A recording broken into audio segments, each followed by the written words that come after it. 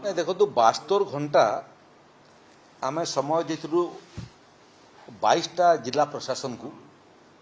जे आपण मानकर जिले होता क्षयक्षतिर चूड़ांत एवं निखुण रिपोर्ट आम पाखे प्रदान करंतु। से क्रम गुड़िए जिला वर्तमान मध्य संपूर्ण भाव में पानी निष्कासन हो पारि नाही। गतकाली मु पुरी जिला जाइथिली। पुरी जिले में पिपिली एवं सत्यवादी रे दया नदी एवं अन्य नदी मानकर जो जलपतन वर्तमान पर्यंत संपूर्ण भाव में कमी नाही। विभिन्न मंत्रिमंडल मोर सहयोगी माने जाजपुर जगतसिंहपुर केन्द्रापड़ा बालेश्वर मयूरभंज केन्दुझर एवं विभिन्न जिला को जाइथिले। ये बन्या समय आमे विभिन्न पदस्थ अधिकारी मानकु जो माने अतीत प्रभावित जिलार जिलापाल थिले एवं जहाँकर अनुभव अच्छी से पठेइथिलु। राजस्व विभागर एवं विपर्य परिचालना विभागर अधिकारी मानकु विभिन्न जिला को अवस्थापित कराइतिला। जिला प्रशासन को सहयोग देवाई बन्यार प्रकोप को मेजरमेंट करने बन्यार प्रकोप कौन पदक्षेप नेले कमी पार से बाबद ब्लॉक प्रशासन एवं जिला प्रशासन साथ कथबार्ता लगे ये समस्त रिपोर्ट गोटे पर गोटे आसवाटा आरंभ कलानी। आज जो मैंने सबू भिन्न भिन्न जिला को जाइथिले पर्यवेक्षक भाव में एवं अध्ययन करने से रिपोर्ट आमर हस्तगत हो गलानी। ये क्रम जो प्राथमिक रिपोर्ट आम पाखे क्षयक्षतिर आसीला से स्वाभाविक भाव में बालेश्वर जाजपुर एवं भद्रक ये 3टा जिले में व्यापक क्षयक्षति होता। तेणु प्रोविजनल रिपोर्टर आधार में बालेश्वर जिला को 22.03 कोटी टंका, जाजपुर को 20.20 कोटी टंका, भद्रक को 20.12 कोटी टंका आमे प्रदान कर सारीचु। एवं सेठी मध्य ये क्षयक्षतिर आकलन चली पानी घुंची घुंची जाऊँची कमी कमी जाऊँची एवं पानीर पछरे पछरे राजस्व विभाग एवं कृषि विभाग अधिकारी माने एसेसमेंट करी जाउछंती। जेते एसेसमेंट करछंती तार रिपोर्ट हम पाखरे पहुँचुची। आपणकर माध्यम रे पूरा ओडिशावासी को मु आश्वस्त करिया पई चाहे जे सेमानकर जो क्षयक्षति हेतेला शस्य क्षयक्षति हो किबा घर क्षतिग्रस्त हो सेमानकर आमर व्यवस्था भितर पर्याप्त धनराशि सेमानक आमे देबू। ये 3टा जिला बाहर जगतसिंहपुर रे 8.1 कोटी टंका, केन्दुझर रे 6.1 कोटी टंका, संबलपुर रे 5.56 कोटी टंका, केन्द्रापड़ा रे 5 कोटी टंका, मयूरभंज रे 5 कोटी टंका, खुर्दा रे 2 कोटी टंका। ये छोट प्रभावित होता सुंदरगढ़ रायगड़ा मालकानगिरी कोरापुट ये जिला मानकु नुआपड़ा जिला को आमे पैसा दे सारीचु। ये परिमाण संपूर्ण भाव में 22टा जिले में 110 कोटी टंका आमे देइचु। एवं धीरे धीरे कर आज चूड़ांत रिपोर्ट आसवाटा आरंभ कलानी। चूड़ांत रिपोर्ट आसुथिबो आमर विभाग तरफ आमे तुरंत संपूर्ण क्षतिपूरण राशि आमे जिला को पठाउथुबु एवं एनश्योर करूछु आमे जे डीबीटी माध्यम क्षतिग्रस्त लोक मानकर पाखरे ये क्षतिपूरण राशि पहुँची जाऊ। एक द्वितीय विषय है जे जो मानकर रिपोर्ट आम पाखे हस्तगत होती से रिपोर्टर आधार में मध्य एथर गोटे नुआ अनुभूति आमर है जे बहुत वर्ष पर एका सांगरे आमे विभिन्न नदी ये बन्या द्वारा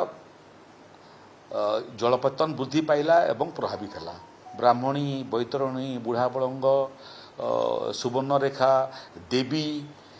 इठू आरंभ करके तेल नदी पर्यंत ईब नदी पर्यंत महानदी पर्यंत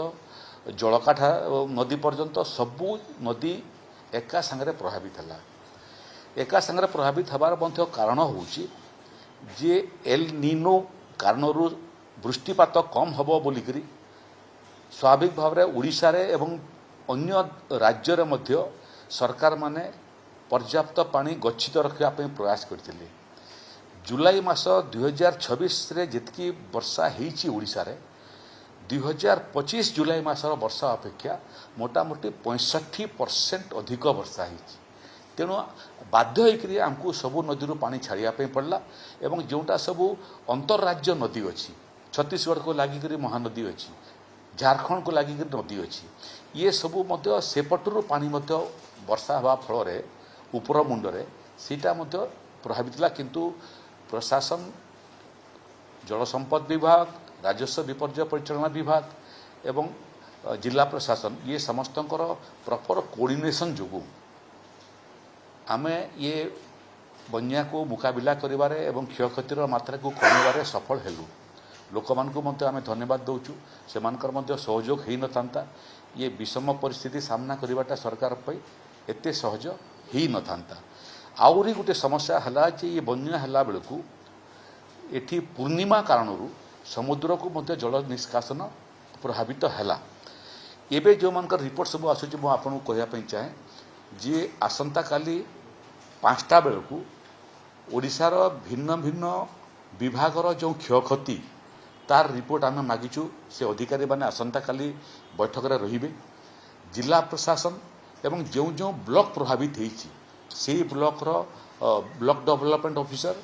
तहसीलदार एवं अन्य अधिकारी माने मध्य रहिबे काली संध्या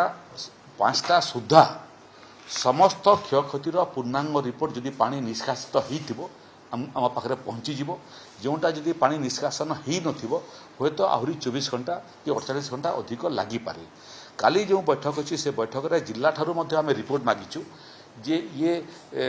बन्या समय आम जो शिक्षा लाभ कलु ताकू आखि आगे रखिक पुणी वर्षा मास जाइने पुणी बन्या आसीपारे ए वर्ष न आसिले आसंता वर्ष आसीपारे तेणु बन्यार प्रकोप को कम करने क्यों क्यों जगार घाईर मरामती आवश्यकता अच्छी क्यों क्यों जगार घाई को आहरी भित्तिभूमि शक्तिशाली करार आवश्यकता अच्छी क्यों क्यों जगार पानी ड्रेजिंग नदी को ड्रेजिंग करार आवश्यकता अच्छी देवी नदी रे जो ड्रेजिंग काम चली से कारण पाई एठी पुरी जिला एथर कम प्रभावित है देवी नदीर जो ड्रेजिंग काम को आम मंदाकिनी नदी पर्यंत बढ़ावा परामर्श देचु आसंता काली समस्त रिपोर्ट मोटामोटी आम पाखे पहुँची एवं ये वर्षा मासरे जो माने राजस्व एवं विपर्य परिचालना विभाग विभिन्न बड़ बड़ अधिकारी अच्छा से स्थायी भाव में आम भिन्न भिन्न जिलार दायित्व दौचु जो माने से जिलार ये प्राकृतिक विपर्य पूर्वर प्रतिषेधकमूलक पदक्षेप विपर्य समय जिला प्रशासन को सहयोग करवा एवं रिपोर्ट आनिबारे से माने हमको सहायता करेंगे यहाँ हूँ मोटामोटी कथा आ गोटे विषय आप जोटा पचारुले सेटा प्रकृत जो एलारामिंग सिस्टम राजस्व एवं विपर्य परिचालना विभाग अच्छी 573 किलोमीटर कोस्टलाइन बोली जहाँ को आम कहूँ से 122टा टावर अच्छी जोटा 2017 मसीह कराइला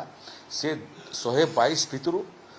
40टा बड़ बड़ टावर अच्छी जोटा कंक्रीट बेस सहित बहुत उच्च टावर माने अच्छी जो थे साइरन सिस्टम अच्छी से साइरन सिस्टम माध्यम आम पाणीपाग संभाव्य बात्या बन्यार प्रकोप तार मात्रा बाबद साइरन माध्यम एवं ऑडियो विजुअल माध्यम आम लोक अवगत करें तार मध्य बयस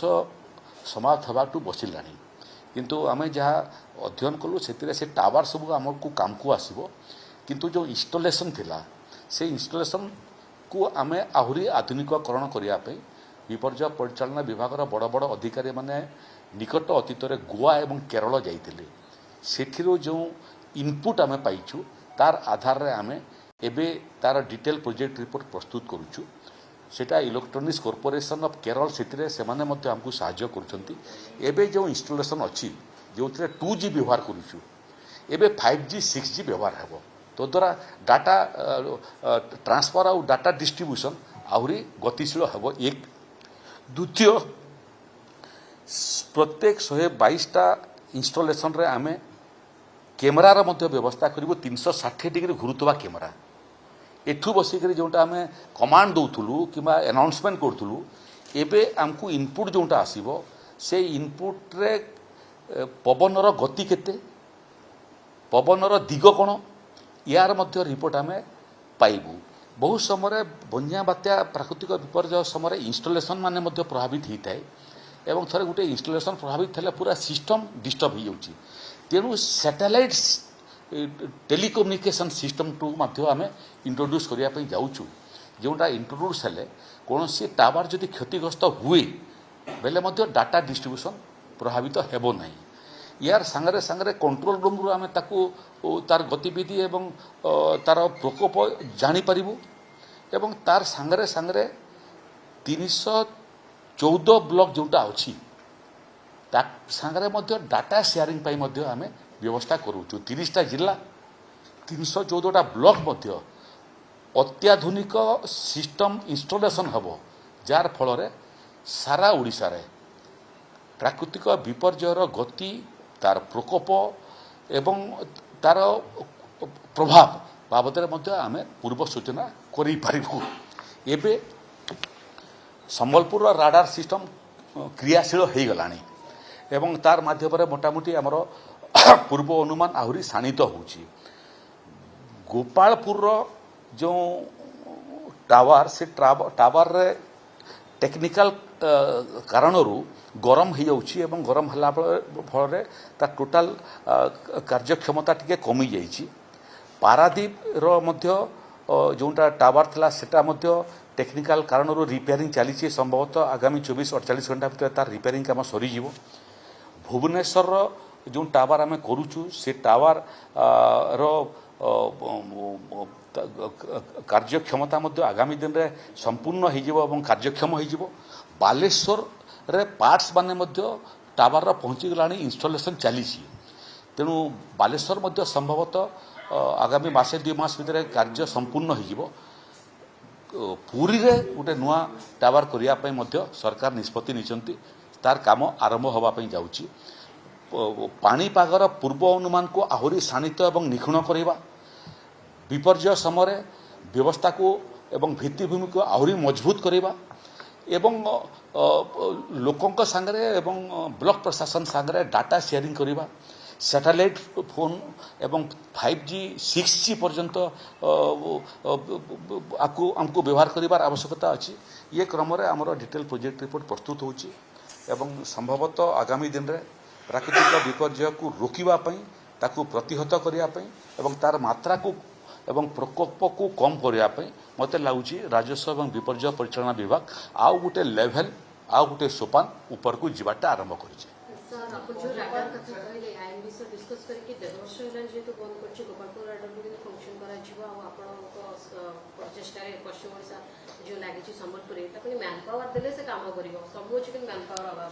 नहीं संबलपुर आम मैन पावर दे सारीचु ताकू आहरी स्ट्रेंथेन करने चाहूँ आउ संभवतः चलित मास अगस्ट 15 पर संपूर्ण कार्यक्षम होकर केवल संबलपुर एवं से अंचल नुह सारा ओडिशा एपरिक छत्तीसगढ़ पार्ट पूर्व अनुमान लगेबारे संबलपुर डफलर राडार कार्यक्षम हो ये बालेश्वरटा संभवतः ये चलित वर्ष सेटा कार्यक्षम हो पारादीप जोटा आज मु बुझुली भारत सरकार इंजीनियर मैंने आसिक से कम लगी से 72 घंटा भितर हो चिंतार अच्छा गोपालपुरटा रिपेयरिंग काम आरंभ हेबो एवं सेटा कि कारण गरम हो जाऊँगी से बाबद अध्ययन कलापर दरकार पड़े तार पार्टर रिप्लेसमेंट हेबो भुवनेश्वर राडारटा आम त्वरान्वित करने प्रयास करुचु एवं पुरी राडारटा हो गले मत लगुच ओडिशार पाणीपागर पूर्व अनुमान लगेबारे आज जो व्यवस्था से व्यवस्थाटा आहरी शाणित आगामी दिन हो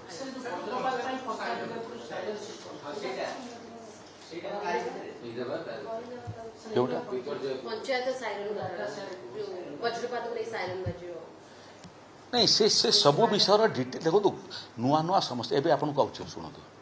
आ गोटे विषय आपन कहे एवं सहरांचल अर्बन फ्लडिंग गोटे समस्या आईगलानी एवं जो मु कहूँ ब्लॉक रे ये व्यवस्था आम या जाऊँ प्रत्येक ब्लॉक रे तार सांगरे सांगरे सहरांचल माने मध्य ये सिस्टम रे अंतर्भुक्त हेबी କେଉଁ ସହରାଞ୍ଚଳରେ କେତେ ବର୍ଷା ହେବା ପାଇଁ ଯାଉଛି यार ମଧ୍ୟ ପୂର୍ବ ଅନୁମାନ ଏବଂ ବନ୍ୟା ହେଲା ପରେ ତାକୁ ଆମେ ସିଷ୍ଟମ ସାଙ୍ଗରେ ଇଣ୍ଟିଗ୍ରେଟ୍ କରିବା ପାଇଁ ଚାହୁଁଛୁ ଯେ ପୂର୍ବ ଅନୁଭବକୁ ନେଇକରି କେତେ ବର୍ଷା ହେଲେ କେତେ ପାଣି ଆସିଲେ କେତେ ଅର୍ବାନ୍ ଫ୍ଲଡିଂ ହେଉଛି ତାର ସିଷ୍ଟମରେ ଫିଡ଼ିଂ ହେଇଥିବ ଫିଡ଼ିଂ ହେବା ଫଳରେ ଯେଉଁଟା ବର୍ଷାର ପୂର୍ବ ଅନୁମାନ ହେଉଛି ସହରାଞ୍ଚଳରେ ତାକୁ ପରିଚାଳନା କରିବାରେ ମଧ୍ୟ ସୁବିଧା ହୋଇପାରିବ। ଏଥର ଗୋଟେ ନୂଆ ଅନୁଭବ ହେଲା ଛତିଶଗଡ଼ ସାଙ୍ଗରେ ଛତିଶଗଡ଼ ମଧ୍ୟ ପର୍ଯ୍ୟାପ୍ତ ପାଣି ରଖିଥିଲା ତାଙ୍କ ପଟ ମହାନଦୀରେ ଏବଂ ଗୁଡ଼ିଏ ବ୍ୟାରେଜ୍ ମଧ୍ୟ ବନେଇଥିଲେ କଲମା ବ୍ୟାରେଜ୍ ତ ସବୁଠୁ ବଡ଼ ବ୍ୟାରେଜ୍ ଯେତେ ପାଣି ରଖିଥିଲେ ଏଥର ଯେତେବେଳେ ବର୍ଷା ହେଇଗଲା ଉପର ମୁଣ୍ଡରେ ଏବଂ ପାଣି ଛାଡ଼ିବାର ଆବଶ୍ୟକତା ପଡ଼ିଲା ଏବଂ ଆମକୁ ଏପଟ ନଦୀ ବନ୍ୟାରେ ଆହୁରି ପାଣି ବେଶୀ ନ ଆସିବ ବୋଲିକି ଆମକୁ ରୋକିବାକୁ ପଡ଼ିଲା ସେ ସମୟରେ ବର୍ତ୍ତମାନ ଛତିଶଗଡ଼ ମଧ୍ୟ ଅନୁଭବ କରିବାଟା ଆରମ୍ଭ କଲାଣି ଯେଉଁ ବ୍ୟାରେଜ୍ ସବୁ ସେମାନେ ଛତିଶଗଡ଼ ପାଇଁ ଆଶୀର୍ବାଦ ହେବ ବୋଲି ଭାବୁଥିଲେ ସେଇ ବ୍ୟାରେଜ୍ ମାନେ ବର୍ତ୍ତମାନ ସେମାନଙ୍କ ପାଇଁ ମଧ୍ୟ ଅଭିଶାପ ଭଳିଆ ଅବସ୍ଥା ସୃଷ୍ଟି ହେଲାଣି। ତାଙ୍କର ଅଧିକାରୀମାନେ ଏବଂ ମନ୍ତ୍ରୀସ୍ଥଳୀୟ ବଡ଼ ବଡ଼ ଅଧିକାରୀମାନେ ମଧ୍ୟ ଆମ ସାଙ୍ଗେ ସମ୍ପର୍କରେ ଥିଲେ। ମାନ୍ୟବର ମୁଖ୍ୟମନ୍ତ୍ରୀ ଯେଉଁଟା କଥାବାର୍ତ୍ତା ଲାଗି ଯାଇଛନ୍ତି ଦିଲ୍ଲୀରେ ଆମେ ଆଶା କରୁଛୁ ଯେ ଥରେ ଛତିଶଗଡ଼ ସାଙ୍ଗରେ ଜଳ ଆବଣ୍ଟନ ଏବଂ ଜଳ ନିଷ୍କାସନ କରିବା ପାଇଁ ଯଦି କମ୍ପ୍ୟୁଟରାଇଜ ସିଷ୍ଟମ ହେଇଯାଆନ୍ତା କେତେ ବର୍ଷା ହେବ ଛତିଶଗଡ଼ରେ କେତେ ବର୍ଷା ହେଲେ କେତେ ପାଣି ଆସିବ କେତେ ଘଣ୍ଟା ପୂର୍ବରୁ ଆମେ ପୂର୍ବ ଅନୁମାନ ଲଗାଇ ପାରିବୁ ଏବଂ ଡ୍ୟାମ୍ଟାକୁ ସେଇ ଅନୁସାରେ ପାଣି ପହଞ୍ଚିବା ପୂର୍ବରୁ ନିଷ୍କାସନ କରିପାରିବୁ ୟାର ମଧ୍ୟ ସିଷ୍ଟମ ତିଆରି ହୋଇପାରିବ। ଆଧୁନିକ କାରିଗରୀ କୌଶଳ ବ୍ୟବହାର କରିବା ପାଇଁ ଆମେ ଚାହୁଁଛୁ ଯେଉଁଥିରେ ଯେତେ ନଦୀ ଓଡ଼ିଶାରେ ଅଛି ସେମାନଙ୍କର ଜଳ ନିଷ୍କାସନର ପ୍ରକ୍ରିୟାଟାକୁ ଆହୁରି ସାଇଣ୍ଟିଫିକ୍ କେମିତି କରିହେବ ଆଉ ବାଲେଶ୍ୱର ଭଦ୍ରକ ଏବଂ ଯାଜପୁରରେ ଯେଉଁଥିରେ ସମସ୍ୟା ହେଉଛି ପ୍ରକୃତରେ ଅମାବାସ୍ୟା ସମୟରେ ବେଶୀ ସମସ୍ୟା ପୂର୍ଣ୍ଣିମା ସମୟରେ ବେଶୀ ସମସ୍ୟା ନିଷ୍କାସନର ତାକୁ ମଧ୍ୟ ଡ୍ରେଜିଂ କରିବା ପାଇଁ ଭାରତବର୍ଷର ଯେଉଁ ବଡ଼ ବଡ଼ ଏଜେନ୍ସି ମାନେ ଅଛି ସେମାନଙ୍କ ସାଙ୍ଗରେ ମଧ୍ୟ ଆମେ ସମ୍ପର୍କ ପ୍ରତିଷ୍ଠା କରିଛୁ। ବହୁ ଜାଗାରେ ବାଲି ନଦୀ ପୋତି ହେଇଗଲାଣି ନଦୀ ତ ପୋତି ହେଇଗଲାଣି ବାଲି ମାନେ ବି କ'ଣ ହେଇଛି ଏବେ ମୁଁ ରିପୋର୍ଟ ନେଉଥିଲି ବାଲି ବହୁତ ବର୍ଷ ରହିବା ଫଳରେ ଏବଂ ଉପରେ ପାଣିର ଚାପ ଫଳରେ ସେ ବାଲି ମଧ୍ୟ ପଥରରେ ରୂପାନ୍ତରିତ ହେବାଟା ଆରମ୍ଭ କଲାଣି ଯାହାର ଫଳରେ ପାଣି ଯେଉଁଟା ବହୁତ ସମୟରେ ନଦୀର ଗର୍ଭ ପାଣିକୁ ଇନଟେକ୍ କରି ଜମି ଭିତରେ ସେଥିରେ ମଧ୍ୟ ପ୍ରଭାବ ଆରମ୍ଭ ହେଲାଣି। ପାଣିପାଗ ବଦଳୁଛି ପାଣିପାଗ ବଦଳିବା ଫଳରେ ବର୍ଷା ପ୍ରଭାବିତ ହେଉଛି ଜଳ ବୃଷ୍ଟି ପ୍ରଭାବିତ ହେବା ସାଙ୍ଗରେ ସାଙ୍ଗରେ ପ୍ରାକୃତିକ ବିପର୍ଯ୍ୟୟ ମଧ୍ୟ ତାର ସ୍ୱରୂପ ଏବଂ ଚରିତ୍ର ମଧ୍ୟ ବଦଳି ବଦଳି ଯାଉଛି। ତେଣୁ ଆଧୁନିକ ଜଳବାୟୁର ପରିବର୍ତ୍ତନଟାକୁ ଆଗରେ ରଖିକରି ଏବଂ ବହୁ ସମୟରେ ପ୍ରାକୃତିକ ବିପର୍ଯ୍ୟୟର ଚରିତ୍ର ଏବଂ ସ୍ୱଭାବକୁ ଆଖି ଆଗରେ ରଖିକରି ଆହୁରି ବୈଜ୍ଞାନିକ ପଦ୍ଧତି କ'ଣ ଆମେ ଗ୍ରହଣ କରିପାରିବୁ ସେ ବାବଦରେ ମଧ୍ୟ ବିଶେଷଜ୍ଞମାନଙ୍କ ସାଙ୍ଗେ ବି ଆମେ ପରାମର୍ଶରେ ଅଛୁ। ଆମେ ଆଶା କରିବୁ ଯେ ପାଗ ତାର ଚରିତ୍ର ଯେତେ ବଦଳେଇବ ଆମେ ମଧ୍ୟ ସିଷ୍ଟମକୁ ସେ ପରିମାଣରେ ଆଗରୁ ବଦଳେଇ ସାରିଥିବୁ। ବଜ୍ରାଘାତଟା ଦେଖନ୍ତୁ ବଜ୍ରାଘାତଟା ଏଭଳିଆ ଗୋଟେ ଜିନିଷ ଯେଉଁଥିରେ ପ୍ରକୃତରେ ବଜ୍ରପାତ କେଉଁଠି ହେବ ସେଟା ଶ୍ରେଷ୍ଠ ବୈଜ୍ଞାନିକମାନେ ମଧ୍ୟ ପୂର୍ବ ଅନୁମାନ ଲଗାଇ ପାରୁନାହାନ୍ତି। ଘର୍ଷଣରୁ ପ୍ରକୃତରେ ବଜ୍ରପାତ ହୁଏ ଏବଂ ଯେତେବେଳେ ମେଘ ଭିତରେ ପରସ୍ପର କ୍ଲାସ୍ ହେଇଯାଏ ଆକାଶ ମାର୍ଗରେ ସେ ସମୟରେ ବଜ୍ରପାତ ହେଇଥାଏ। ବଜ୍ରପାତ ହେଲା ବେଳକୁ ଯେଉଁ ବଜ୍ର ଆକାରରେ ଆସେ ସେ ପୂର୍ବ ନିର୍ଦ୍ଧାରିତ ଜାଗାରେ ହିଟ୍ କରିବା ପାଇଁ ଆସେ ନାହିଁ ଯେଉଁଠୁ ବାହାରୁଛି ବାହାରିଲା କିନ୍ତୁ ହିଟ୍ କରିବ କେଉଁ ଜାଗାରେ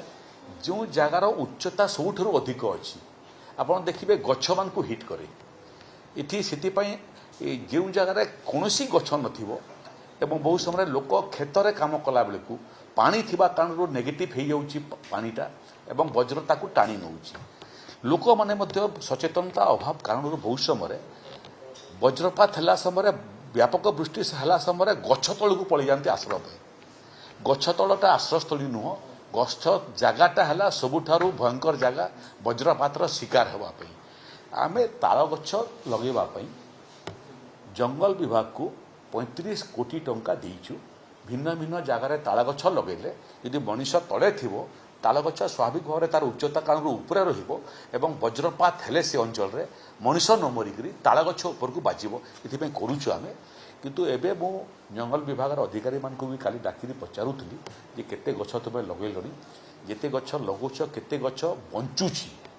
ଆଜି ତାର ହିସାବ ମୋ ପାଖରେ ପହଞ୍ଚିଛି, ଯେଉଁଥିରେ ମୋତେ ଏବେ ମୁଁ ଟିକେ ଅଧ୍ୟୟନ କରୁଛି ଯେ ମୋଟାମୋଟି ଓଡ଼ିଶାରେ 1,71,00,000 ଜମି ଅଛି ଲୋକଙ୍କର, ଲ୍ୟାଣ୍ଡ ହୋଲ୍ଡର 1,71,00,000। ଇଏ ସବୁ ଜମିରେ ପ୍ରତ୍ୟେକ ଜମିରେ ଗୋଟେ ଗୋଟେ ତାଳ ଗଛ ଲଗାଇବା ପାଇଁ କେତେ ପଇସା ଖର୍ଚ୍ଚ ହେବ? ଆମେ ନିଜେ ଜଙ୍ଗଲ ବିଭାଗ କିମ୍ବା ସରକାରୀ ବିଭାଗ ଏଥିରେ ନ ଲଗେଇକରି ଆମେ ପ୍ରତ୍ୟେକ ଲ୍ୟାଣ୍ଡ ହୋଲ୍ଡରକୁ ଗୋଟେ ଗୋଟେ ତାଳ ଗଛ ଦେଇପାରିବା କି ତାର ଜମିରେ ଲଗାଇବା ପାଇଁ? ଏବଂ ଯେ ତାଳ ଗଛ ଲଗାଇବା ପାଇଁ ଚାରା ଦେବାର ସାଙ୍ଗରେ ସାଙ୍ଗରେ ତାର 3ଟା ପର୍ଯ୍ୟାୟରେ ପଇସା ଦେଇପାରିବା କି ଯେ ସେ ତାର ଦାୟିତ୍ୱ ନେବ? ଏବଂ ଗୋଟେ ପର୍ଯ୍ୟାୟ ପରେ ଯଦି ପ୍ରଧାନମନ୍ତ୍ରୀ ଆବାସ ଯୋଜନାରେ ଫେଜ୍ 1 ପରେ ଫେଜ୍ 2 ପଇସା ମିଳୁଛି, ଫେଜ୍ 2 ପରେ ଫେଜ୍ 3 ପଇସା ମିଳୁଛି, ଏଇଟା ହେଲେ କେତେ ପଇସା ଲାଗିବ ଆମେ ଅନୁସନ୍ଧାନ କରୁଛୁ, ପରୀକ୍ଷା ନିରୀକ୍ଷା କରୁଛୁ। ସମ୍ଭବପର ଯଦି ହେଇପାରିବ ଆମେ ଚେଷ୍ଟା କରିବୁ 1,71,00,000 ଜମି ଯେଉଁଟା ଓଡ଼ିଶାରେ ଅଛି ପ୍ରତ୍ୟେକ ଜମି ଉପରେ ଯଦି ତାଳ ଗଛ ଗୋଟେ ହେଇପାରନ୍ତା, କମ୍ ସେ କମ୍ ଚାଷୀମାନେ ଚାଷ କରିବା ସମୟରେ ସେମାନେ ବଜ୍ରପାତରୁ ମୁକ୍ତି ପାଇଯାଆନ୍ତେ। ବାକି ଜାଗାରେ ଯେଉଁଟା ଅଛି ସହରାଞ୍ଚଳ ଅଛି ଯେଉଁଠି ଚାଷ ହୁଏନି, ସେଠି ମଧ୍ୟ ଆମେ ସହରାଞ୍ଚଳ ଅର୍ବାନ୍ ଲୋକାଲ୍ ବଡି ଯେଉଁଟା ଅଛି ତାର ସାଙ୍ଗରେ ମଧ୍ୟ କଥାବାର୍ତ୍ତା କରିଛୁ। ଜାଗା ଆମ ପାଖରେ ପର୍ଯ୍ୟାପ୍ତ ସହରରେ ନଥାଏ, କିନ୍ତୁ କେଉଁ କେଉଁ ଜାଗା ଅଛି ଥରେ ଡାଟାବେସ୍ ତିଆରି ହେଲେ ସେଠି ମଧ୍ୟ ତାଳ ଗଛ ବହୁତ ସମୟରେ କ'ଣ ହୁଏ ସହରାଞ୍ଚଳରେ ଘର ମାନେ ତାଳ ଗଛଠାରୁ ଉପରେ ଥାଏ, ତେଣୁ ସେ ଜାଗାରେ ମଧ୍ୟ ତାଳ ଗଛ କାମ କରିବ ନାହିଁ। ତେଣୁ ସହରାଞ୍ଚଳ ପାଇଁ ବିକଳ୍ପ ବ୍ୟବସ୍ଥା କ'ଣ ହୋଇପାରିବ ସେ ବାବଦରେ ମଧ୍ୟ ବିଶେଷଜ୍ଞମାନେ ପରୀକ୍ଷା ନିରୀକ୍ଷା କରୁଛନ୍ତି।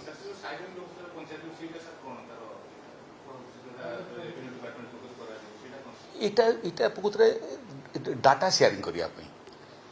ଭୁବନେଶ୍ୱରରେ ଆମର କଣ୍ଟ୍ରୋଲ ରୁମ୍ଟା ଅଛି। 573 କୋଷ୍ଟ ଲାଇନ୍ର ଯେଉଁ ଇନଷ୍ଟଲେସନ୍ ହେବ, ଆଧୁନିକ ଇନଷ୍ଟଲେସନ୍ ହେବ,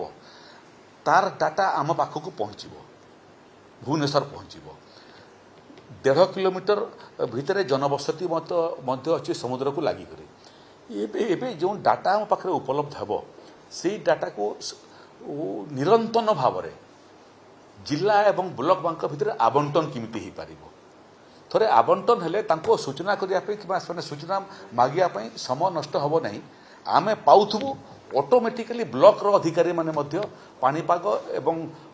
ବନ୍ୟା ବାତ୍ୟାର ପ୍ରକୋପ ବାବଦରେ ମଧ୍ୟ ଅବଗତ କଣ୍ଟିନ୍ୟୁଅସଲି ହେଉଥିବେ, ଯାହାର ଫଳରେ ମୋତେ ଲାଗୁଛି ପ୍ରସ୍ତୁତି ଯେଉଁଟା ପୂର୍ବ ପ୍ରସ୍ତୁତି ଏବଂ ପ୍ରାକୃତିକ ବିପର୍ଯ୍ୟୟ ସମୟରେ କାର୍ଯ୍ୟ ଆହୁରି ଶାଣିତ ହୋଇପାରିବ।